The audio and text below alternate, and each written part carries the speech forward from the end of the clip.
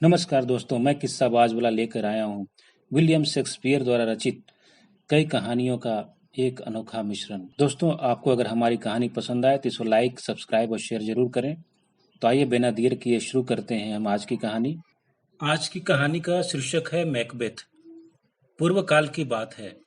Scotland में Duncan नाम का एक राजा शासन करता था। उसके यहाँ मैकबेथ नाम का एक वजीर था। वो बहुत साहसी, वीर तथा पराक्रमी था, इसलिए राजा उससे सदैव प्रसन्न रहता था। उसकी वीरता और पराक्रम से खुश होकर राजा ने उसे ग्लेमिस की जागीर का संरक्षक बना दिया था। कुछ लोग उसे प्रेम से ग्लेमिस का संरक्षक मैकबेथ भी कहते थे। एक बार किसी राजा ने स्कॉटलैंड पर चढ़ाई कर दी। स्कॉटलैंड के राजा ने युद्ध का पूरा संचालन मैकबेथ को ही सौंप दिया। इससे पूर्व भी वह अनेक लड़ाइयां जीत चुका था। राजा को विश्वास उसी पर बना हुआ था। युद्ध का अंजाम तो निश्चित था। दोनों विरोधी सेनाएं शक्तिशाली थीं और आमने सामने डटी हुई थीं। घमासान युद्ध चल रहा था। शत्रु की सेनाओं को देखकर ऐसा प्रतीत होता था कि युद्ध में विजय उनकी होगी, क्योंकि भाग्य की देवी उन पर मेहरबान थीं। लेकिन मैकबेथ का सामना करना इतना आसान नहीं था। मैकबेथ एक बहादुर योद्धा था। अपनी खून से लथपथ तलवार को घुमाते हुए उसने युद्ध के मैदान में अपने लिए मार्ग बना लिया। उसने अपने दुश्मन से भी हाथ नहीं मिलाया और न ही उसे आखिरी विदाई दी, जिसकी वीरों से आशा की जाती है। उसने तुरंत ही अपने दुश्मन के शरीर को तलवार के वार से सिर से पेट तक चीर डाला और उसका सिर धड़ से अलग कर दिया। तत्पश्चात अपने दुश्मन के कटे हुए सिर को किले की दीवार पर टांग दिया, ताकि इस दृश्य को देखकर दुश्मन की सेना में खौफ छा जाए। जब मैकबेथ इस लड़ाई को जीत कर लौट रहा था, तो मार्ग में एक सुनसान रास्ता था, जो काफी भयावना और डरावना था। वहां पहुंचकर मैकबेथ ने अपनी सेना को आदेश दिया कि रात होने से पहले ही वे उस मैदान को पार कर लें। सभी ने उसकी हाँ में हाँ मिलाई। वह स्वयं अपने एक सेनापति बैंको के साथ उस मैदान को पार करना चाहता था। सूर्य तेजी से छिपने की ओर अग्रसर था। धीरे धीरे शाम घिरने लगी थी। वातावरण में अंधकार बढ़ता ही जा रहा था। जैसे जैसे अंधेरा हो रहा था, मैकबेथ के हृदय की धड़कनें भी तेज होती जा रही थीं। कुछ देर बाद सूर्य पूरी तरह पहाड़ियों की ओट में जा छिपा। चांद निकलने में भी कुछ देर थी, किंतु मैकबेथ अपने दिल की धड़कनों को वश में करता हुआ आगे बढ़ता रहा। अचानक मैकबेथ को किसी के फुसफुसाने की आवाज सुनाई पड़ी। मैकबेथ ने नजरें उठाकर देखा तो उसकी सांस ऊपर की ऊपर तथा नीचे की नीचे रह गई। वह यह जानने की चेष्टा करने लगा कि यह आवाज कहाँ से आ रही है। कुछ दूर चलने पर उसे 3 जादूगरनियां दिखलाई पड़ी, जो बैठी हुई आपस में बातें कर रही थीं। मैकबेथ ने दूर से ही उनकी बातों को सुनने की चेष्टा की, क्योंकि वे काफी जोर जोर से वार्तालाप कर रही थीं। उनमें से एक जादूगरनी दूसरी जादूगरनी से कह रही थी, बहन, अब तक तुम कहाँ थी? दूसरी ने उत्तर दिया, मैं सूअरों को मारने में लगी हुई थी। तभी तीसरी जादूगरनी ने पहली से पूछा, बहन, तुम कहाँ थी? पहली जादूगरनी ने जवाब दिया, मैंने एक मल्लाह की पत्नी को देखा। वो अपनी गोद में रखे हुए अखरोट खा रही थी तथा खाते हुए चपर चपर की आवाज भी करती जा रही थी। मैंने उससे थोड़े से अखरोट मांगे, मगर उस मोटी औरत ने मुझे यह कहकर भगा दिया कि तू पिचासनी है, चल भाग यहाँ से। उसका पति अल्पों की समुद्री यात्रा के लिए जहाज पर सवार होकर गया है। वहां मैं झरने में बैठकर पहुंच जाऊंगी और चूहे का रूप धरकर उस जहाज की तली में छेद कर दूंगी, ताकि वह समुद्र में ही डूब जाए। दूसरी जादूगरनी बोली, मैं अनुकूल वायु से तुम्हारी मदद करूंगी। पहली जादूगरनी ने उसे धन्यवाद दिया। तीसरी जादूगरनी बोली, दूसरी सभी हवाएं मेरे अधीन हैं। मैं उन बंदरगाहों तथा दिशाओं पर शासन करती हूँ, जिन्हें मल्लाह के कुतुबनुमा में अंकित किया जाता है। मैं उसका सारा रक्त निचोड़ लूंगी और उसे घास के समान सुखा दूंगी।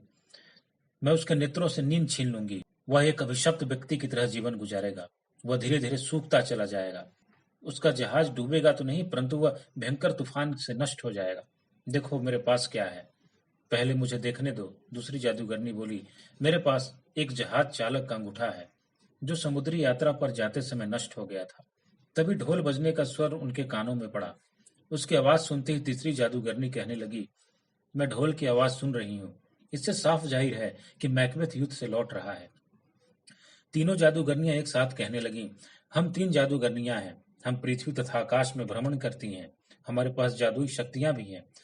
हम हर एक ओर, हर एक दिशा में 3 दफा नाचती हैं, ताकि 9 घेरे बना सकें। अब हमें रुक जाना चाहिए। हमारी जादुई शक्तियां अपना असर दिखाने लगी हैं। तभी मैकबेथ ने बैंकों की तरफ देखते हुए कहा, मैंने इतना अच्छा और बुरा, इतना चमकीला तथा अंधकारपूर्ण मौसम आज तक नहीं देखा। बैंको ने पूछा, यहाँ से फोरस कितनी दूरी पर है? ये आकृतियां कौन है? ये तो विचित्र सी पोशाक पहने हुए हैं। ये हमारी जमीन की निवासी नहीं जान पड़ती हैं। तभी वे तीनों जादूगरनियां उनके मार्ग में आकर खड़ी हो गई। उनके चेहरे बड़े विभत्स थे, झुर्रियोंदार हल्दी की तरह पीले चेहरे, भीतर की ओर धंसी हुई आंखें, पिचके हुए गाल तथा मांसविहीन अस्थि पंजर जैसा शरीर। उनके जिस्म पर कफन जैसे लबादे थे, जो उनके शरीर पर झूल रहे थे। उन्हें देखकर ऐसा प्रतीत होता था मानो 3 मुर्दे कब्र से बाहर निकल गए हों। उनका रूप डरावना और चाल स्त्रियों जैसी थी, किंतु ठोड़ी पर लटकती लंबी दाढ़ी बता रही थी कि वे तीनों मर्द हैं।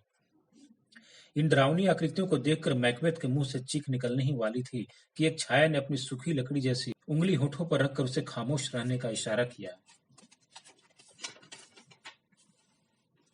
मैकबेथ चीखा तो नहीं, लेकिन हैरान भरी नजरों से उसकी ओर देखने लगा और हिम्मत करके बोला, क्या तुम हकीकत में जीवधारी प्राणी हो?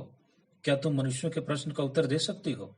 मुझे ऐसा लगता है कि तुम मेरे शब्दों को समझ रही हो, क्योंकि तुम अपनी पतली तथा मुड़ी हुई उंगलियों को अपने होठों पर रख रही हो। तुम लगती तो औरतों जैसी हो, परंतु तुम्हारे दाढ़ी हैं, इसलिए मैं तुम्हें औरत नहीं मान सकता। यदि तुम बोल सकती तो तुम मुझे बताओ कि तुम कौन हो। तब एक छाया फुसफुसाते स्वर में बोली, ग्लेमिस के संरक्षक मैकबेथ, डरो नहीं। तभी दूसरी जादूगरनी ने कहा, हम तुम्हारा स्वागत करती हैं। कॉडर के स्वामी मैकबेथ, हम तुम्हारा स्वागत करती हैं। तीसरी जादूगरनी ने भी कहा, स्कॉटलैंड के भावी सम्राट मैकबेथ, हम तुम्हारा तहेदिल से स्वागत करती हैं। उनके मुख से अपनी जागीर और अपना नाम सुनकर मैकबेथ चौंका। उसे चौंकते देखकर छाया फिर बोली, चौंको मत मैकबेथ, हम तुम्हें बहुत पहले से और अच्छी तरह जानती हैं। बहुत पहले से? मैकबेथ ने अधिक आश्चर्यचकित हुआ। हाँ, हम तुम्हारे भूत, वर्तमान तथा भविष्य तीनों कालों की जानकारी रखती हैं और तुम्हें बताने आए हैं कि कल तुम क्या करने वाले हो। रसमयी मुद्रा में पहली छाया ने सरगोशी की। मैं क्या बनने वाला हूँ? उतावलेपन से मैकबेथ ने पूछा।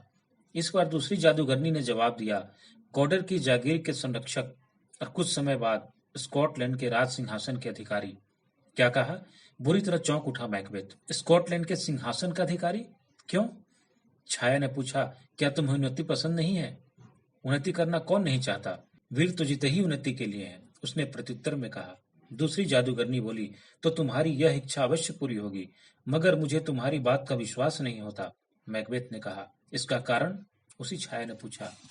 इसका कारण यह है कि सम्राट डंकन के 2 बेटे, यानी इस राज्य के 2 उत्तराधिकारी अभी जिंदा हैं। उनके होते हुए मैं भला स्कॉटलैंड का सिंहासन का अधिकारी कैसे बन सकता हूँ? मैकबेथ ने अविश्वास प्रकट करते हुए कहा। अब तीसरी छाया बोली, भविष्य के हाथ में काफी कुछ है मैकबेथ, तुम स्कॉटलैंड के राजा जरूर बनोगे, किंतु राजा बनने का आश्वासन पाकर मैकबेथ का मुख कमल सा खिल उठा। लेकिन किंतु शब्द सुनते ही उसका दिल तेजी से धड़क उठा और उसने उतावलेपन से पूछा, किंतु क्या? किंतु तुम्हारे पश्चात बैंकों की संतान उस राज्य के उत्तराधिकारी बनेगी। क्या? मैकबेथ बुरी तरह चौंका। बैंकों की संतान? उसकी हालत देखकर तीनों छायाओं ने जोरदार ठहाका लगाया और न जाने क्या गुनगुनाते हुए गायब हो गए। तीनों छायाओं की इस तुकबंदी का अर्थ मैकबेथ की समझ में बिल्कुल नहीं आया। उसने आश्चर्य से बैंकों की तरफ देखते हुए पूछा, यह सब क्या है बैंको? यह सत्य है, बैंको ने कहा। यह कोई ख्वाब तो नहीं? नहीं, बल्कि आने वाले कल का आगाज है। मैकबेथ ने हैरानी भरे लहजे में पूछा, आखिर ये छायाएं कौन थीं? भविष्य की छायाएं। जैसे पानी बुलबुलों को पैदा करता है, वैसे ही पृथ्वी भी प्रेत छायाओं को उत्पन्न करती है। ये आकृतियां उसी प्रकार की छायाएं थीं, बैंको ने उत्तर दिया। ये सब गायब कहाँ हो गई? मैकबेथ ने पूछा। वे सब हवा में विलीन हो गई। वे भी जिस जिस्म के साथ दिखाई दे रही थीं, मगर अब कुछ भी नहीं रहा, बैंको ने जवाब दिया।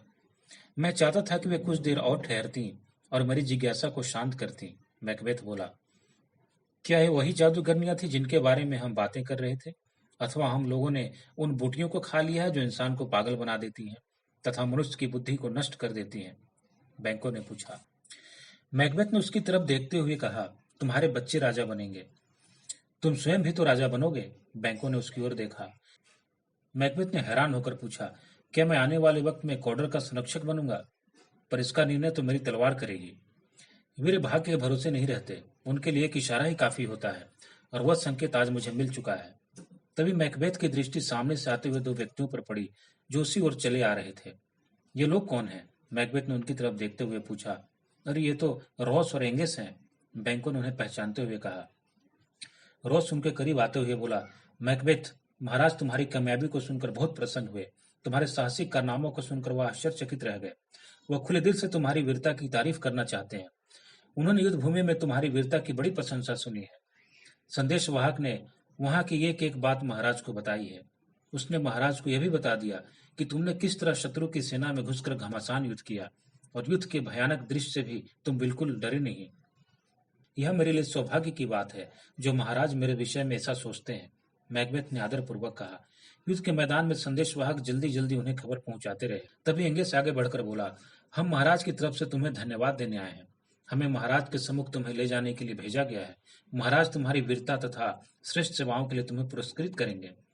रॉस ने बताया, महाराज ने मुझे आदेश दिया है कि मैं तुम्हें कॉडर के स्वामी के पद से संबोधित करूं।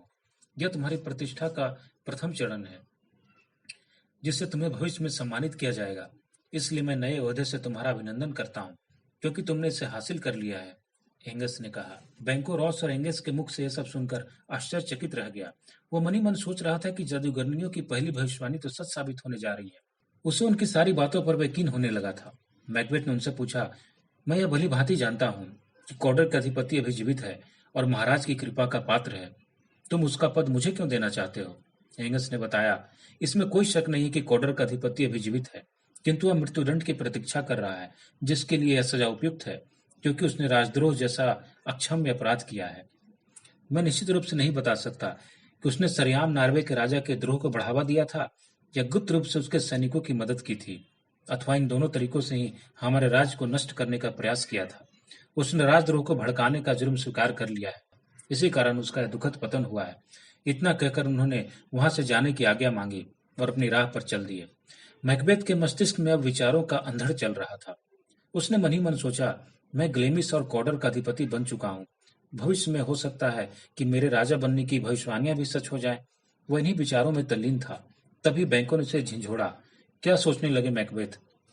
कुछ नहीं, मैं उन भविष्यवाणियों के बारे में सोच रहा था जिनमें से एक तो सच होती दिखाई दे रही है, मैकबेथ ने बताया। बैंको ने उसे समझाया, यदि जादूगरनियों की भविष्यवाणी में इतना अधिक यकीन रखोगे तो तुम निश्चय ही राजा बनने का स्वप्न देखने लगोगे। अभी तुम कॉडर का अधिपति बनने जा रहे हो। जादूगरनियों की भविष्यवाणी आंशिक रूप से सच हो गई है, लेकिन फिर भी भविष्यवाणियां बहुत खतरनाक होती हैं। बुरी आत्माएं अनावश्यक विषयों के बारे में सत्य बताकर हमारा विश्वास प्राप्त कर लेती हैं, मगर महत्वपूर्ण विषयों में हमें ये धोखा दे देती हैं। वे हमें अपनी तरफ आकर्षित करके हमारे पतन के रास्ते को तैयार करती हैं। उसकी बात सुनकर मैकबेथ बोला, जादूगरनियों की भविष्यवाणियों में दो सत्य होने जा रही हैं। मैं कॉडर और ग्लेमिस का अधिपति बनने जा रहा हूँ। इस तरह मेरे भविष्य में राजा बनने की खबर भी सच साबित हो सकती है, लेकिन जादूगरनियों की भविष्यवाणियां मेरे लिए अच्छी नहीं हो सकती क्योंकि उन्होंने मेरे अंदर लालच पैदा कर दिया है, मुझे रोमांचित कर दिया है तथा मेरे हृदय की धड़कनों को तेज कर दिया है, मेरे दिल में डर की भावना को जगा दिया है। ये सब मेरी बहादुर प्रकृति के सर्वथा विपरीत है। काल्पनिक भय वास्तविक भय से कहीं ज्यादा खतरनाक है। डंकन के वध का अपराध जो अभी केवल मेरे मस्तिष्क में है, मेरी समस्त मानसिक ताकतों को कुंठित कर रहा है और मेरी कार्य शक्ति को भी क्षीण कर रहा है। मैं अपना मानसिक संतुलन खोता जा रहा हूँ। अब मुझे काल्पनिक वस्तुएं ज्यादा प्रिय प्रतीत हो रही हैं। उसकी इस तरह की दलीलें सुनकर बैंको ने उसे बहुत समझाने का प्रयास किया। मैकबेथ, तुम ख्यालों की दुनिया में खोते जा रहे हो। यदि मेरे भाग्य में राजा बनना लिखा है तो मैं निश्चित ही राजा बनूंगा। मुझे इसके लिए किसी की सहायता की जरूरत नहीं। उसका स्वर दृढ़ता से परिपूर्ण था। मैकबेथ, जितना सम्मान तुम्हें महाराज से मिल चुका है या और मिलने वाला है, क्या उतना पर्याप्त नहीं है? बैंको ने मैकबेथ को समझाते हुए कहा, मुझ पर जो कुछ गुजरना है उसे गुजर जाने दो, जो होना है उससे भी हो जाने दो। समय पर सब कुछ ठीक हो जाएगा। अच्छा, यही सही, बैंको ने एक लंबी निश्वास भरते हुए कहा। मुझे लगता है कि अब हमें यहाँ से चलना चाहिए। हाँ चलो, अब हमें महाराज के पास जल्दी से जल्दी पहुंचना है। इस विषय पर हम फिर कभी चर्चा करेंगे। मैकबेथ चलते चलते अपने सैन्य काफिले में पहुंचा तो उसके दिल में जीत की खुशी कम और विचारों की उथल पुथल ज्यादा मची हुई थी। इस कारण उसका मन काफी विचलित था। भविष्य का ताना बाना बुनते हुए उसकी शेष रात्रि आंखों ही आंखों में कट गई। सुबह जब वो जागा तो एक सिपाही ने एक बंद लिफाफा लाकर उसकी हथेली पर रख दिया। लिफाफे पर स्कॉटलैंड के राजा की शाही मुहर लगी थी। मैकबेथ ने कांपते हुए हाथों से लिफाफा खोला तो भीतर रखा पत्र बाहर निकाल कर पढ़ने लगा। नीले रंग के कागज के ऊपर सुनहरे अक्षरों में लिखा हुआ था, वीर मैकबेथ, तुम्हारा हार्दिक अभिवादन। तुमने रणभूमि में जिस पराक्रम से शत्रु राजा की सेना को हराया है, उसे तुम्हारी राज के प्रति सच्ची निष्ठा मानते हुए मैंने प्रजाजनों की राय से तुम्हें खास सम्मान देने का निर्णय किया है। अतः मैं तुम्हें कॉडर की रियायत को जागीर के रूप में देना चाहता हूँ। इस शाही खत के साथ ही मैं रियायत के अमात्य का पद तथा समस्त अधिकार भी तुम्हें सौंपता हूँ। तुम्हारा प्रशंसक डंकन, महाराजाधिराज स्कॉटलैंड। समूचा पत्र पढ़कर मैकबेथ ने सेनापति बैंको की ओर बढ़ा दिया। बैंको ने ससरी नजर से वह पत्र पढ़ा और बोला, बधाई हो अमात्य। यह जागीर सौंपकर महाराज ने आपका सही सम्मान किया है। और इसी खत के साथ जादूगरनियों की प्रथम भविष्यवाणी भी सत्य सिद्ध हो गई। हाँ, परंतु मेरे मन को अब तक शांति नहीं मिली है, अभिमान पूर्वक मैकबेथ ने कहा। मुझे पूर्ण शांति तभी मिलेगी जब दूसरी भविष्यवाणी भी सत्य सिद्ध हो जाएगी। यह सुनकर बैंको ने मन ही मन कहा, लेकिन मुझे तब तक शांति नहीं मिलेगी जब तक जादूगरनियों की तीसरी भविष्यवाणी सच नहीं साबित हो जाती और मैं अपनी संतान को स्कॉटलैंड के राज सिंहासन पर बैठा न देख लूं। दूसरे दिन यह काफिला शाही महल की ओर चल पड़ा। वहां पहुंचते ही महाराज ने उनका भव्य स्वागत किया तथा प्रसन्नता पूर्वक कहा, परम प्रिय मैकबेथ, मैं तुम्हारी उत्तम सेवाओं के लिए तुम्हें धन्यवाद भी न दे सका। इसके लिए मेरा मन बहुत दुखी है। तुमने युद्ध में जिस रण कौशल का परिचय दिया है, उसकी एवज में अगर मैं तुम्हें बड़े से बड़ा पुरस्कार भी दे दूं, तो वह भी कम ही होगा। मेरे कहने का अभिप्राय यह है कि मैं तुम्हारी बहादुरी का बहुत कायल हूँ और इसके लिए मैं तुम्हारा सदैव ऋणी रहूंगा। मैकबेथ ने प्रत्युत्तर में कहा, आपके प्रति हमारे कर्तव्य और सेवाएं ही अपने आप में बहुत बड़ा इनाम है।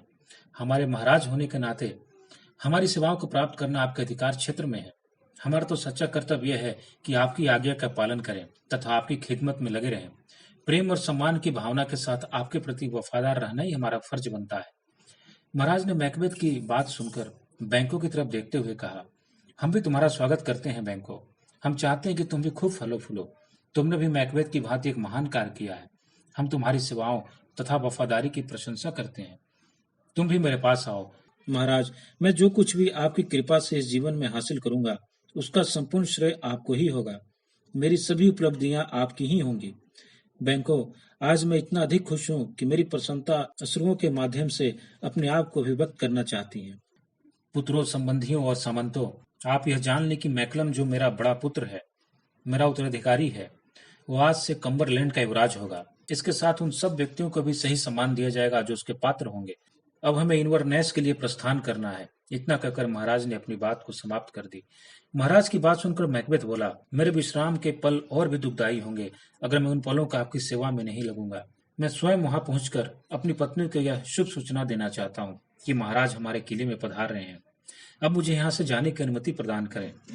महाराज ने मैकबेथ को जाने की आज्ञा दे दी। शाही महल से लौटते समय मैकबेथ के मस्तिष्क में गहन विचार मंथन चल रहा था। वो मनी मन सोच रहा था कि यदि मैकलम कम्बरलैंड का युवराज बनता है तो यह तो मेरे रास्ते की सबसे बड़ी बाधा उपस्थित कर सकता है। अगर मैं इस बाधा को अपने मार्ग से हटा देता हूँ तो मेरे राजा बनने का मार्ग प्रशस्त हो जाएगा। अगर मैं उसे अपने रास्ते से नहीं हटा पाया तो मैं कदापि राजा नहीं बन पाऊंगा। अनायास उसने सोचा कि मेरे हृदय में अत्यंत घृणित, क्रूर और काले विचार क्यों उठ रहे हैं। जब मैकबेथ अपने घर पर पहुंचा तो उसने समूचा वृतांत अपनी पत्नी को कह सुनाया। उसकी पत्नी टोने टोटके तथा चमत्कारों पर बड़ा विश्वास करती थी। जब उसने सुना कि वह देश की साम्राज्ञी बनने वाली है तो उसकी प्रसन्नता का ठिकाना नहीं रहा। किंतु उसकी मुराद तभी पूरी हो सकती है जब मैकबेथ स्कॉटलैंड के राज सिंहासन पर आसीन हो जाए। इसलिए उसने उस भविष्यवाणी की आड़ को लेकर उसे भड़काना आरंभ कर दिया कि वह शीघ्र महाराज की हत्या कर दे और सिंहासन पर बैठ जाए। लेकिन मैकबेथ ने उसकी इस सलाह को ठुकरा दिया। तब उसने अपने पति को कायर तथा डरपोक तक कह डाला और न जाने कैसी कैसी बातें करके उसे भड़काने में लगी रही। ठीक उसी वक्त महाराज डंकन मैकबेथ को जीत की बधाई देने के लिए स्वयं उसके किले की ओर रवाना हुए। मैकबेथ ने यह सूचना अपनी पत्नी को दे दी थी कि आज रात्रि महाराज डंकन हमारे किले में हमारी जीत की बधाई देने स्वयं पधारे हैं। तब उसकी पत्नी ने पूछा, वह यहाँ से कब जाने का इरादा रखते हैं? वे तो कल ही चले जाएंगे, मैकबेथ ने कहा। तो समझ लो कि वह कल कभी नहीं आएगा, क्योंकि वे यहाँ से जिंदा वापस नहीं जा सकेंगे। किंतु मैं तुम्हें कुछ कहना चाहती हूँ। बताओ, क्या कहना चाहती हो? मैकबेथ ने हैरानी से उसकी ओर देखते हुए कहा, तुम्हारा मुख एक खुली पुस्तक की भांति है जहां लोग तुम्हारे दिल की भावनाओं को सरलता से पढ़ सकते हैं। तुम खुले दिल से डंकन का स्वागत करो। तुम्हारे होठों की यह मुस्कुराहट बरकरार रहनी चाहिए। तुम्हें ऊपर से शांत और संतुलित ही दिखना है। अब तुम सब कुछ मुझ पर छोड़ दो। मैं सब अच्छी प्रकार से संभाल लूंगी। मेरे मन में एक योजना है, उसी के अनुरूप सारा काम होगा। फिर उसके बाद हम राजा और रानी बन जाएंगे। डंकन की मृत्यु में हमें महानता और शक्ति से ओतप्रोत कर देगी। इस विषय पर हम बाद में बात करेंगे, मैकबेथ ने बात को टालते हुए कहा। तुम्हें इस बात का अच्छी तरह ध्यान रखना है कि तुम्हारा चेहरा तुम्हारे आंतरिक भावों को कहीं स्पष्ट न कर दे। क्योंकि चेहरे के भावों में तब्दीली केवल डर तथा घबराहट का ही परिचायक होती है। बाकी सब कुछ तुम मेरे ऊपर छोड़ दो। तभी किसी ने आकर सूचना दी कि महाराज की सवारी किले तक पहुंचने ही वाली है। तब मैकबेथ की बीवी ने किले के मुख्य फाटक पर पहुंचकर उनका भव्य स्वागत किया तथा महाराज से कहा, सम्राट की जय हो। आपने हमारे परिवार पर महान सम्मानों की वर्षा कर दी है। हमारी सेवाएं चाहे कितनी भी बड़ी क्यों न रही हो, लेकिन आपके द्वारा दिए गए सम्मान के सम्मुख वे ठहर नहीं सकती। हम आपके कृतज्ञ हैं तथा ईश्वर से आपके दीर्घायु होने की कामना करते हैं। महाराज डंकन ने मुस्कुराते हुए कहा, कॉडर का अधिपति कहाँ है? हमने उसका पीछा किया ताकि हम उससे पहले ही यहाँ पहुंच जाएं, परंतु वह एक बहुत ही अच्छा घुड़सवार है। सम्मानीय तथा महान मेजबान, आज हम तुम्हारे मेजबान हैं।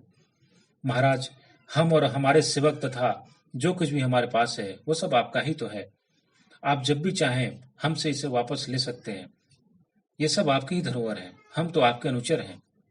उसकी पत्नी ने विनम्रता से सिर झुकाकर कहा।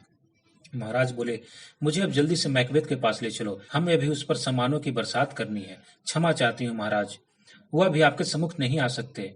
वो क्यों? महाराज ने पूछा। क्योंकि वह किसी जरूरी काम में लगे हुए हैं। वो आपसे बाद में आकर मिलेंगे। फिर आप भी तो थके हुए हैं, आप भी जलपान करके थोड़ा आराम कर लीजिए। मैकबेथ की पत्नी ने विनम्रता से कहा। ठीक है, चलो, महाराज ने कहा। मैकबेथ की पत्नी ने दिल खोलकर महाराज का स्वागत किया। उनको प्रसन्न करने के लिए उसने कोई कसर नहीं छोड़ी। यहाँ तक कि उसने स्वयं अपने हाथों से खाना बनाकर महाराज को खिलाया। महाराज के अंगरक्षकों तक को उसने अपने हाथों से मदिरा पान कराया। अर्धरात्रि व्यतीत हो गई। भोजन करके सब गहरी नींद के आगोश में सो गए, लेकिन मैकबेथ की पत्नी की आंखों में नींद कहाँ थी। थोड़ा समय बीतने के पश्चात वह एक तलवार लेकर अपने पति के पास जा पहुंची और बोली, उठो, यह वह अवसर है जो तुम्हें सम्राट बना सकता है। इसी समय इस तलवार से राजा के सिर धड़ से अलग कर दो। यह करना इतना आसान नहीं है। तुम पहले कुछ मेरे प्रश्नों का उत्तर दो। उसने झल्लाकर कहा। क्या पूछना चाहते हो?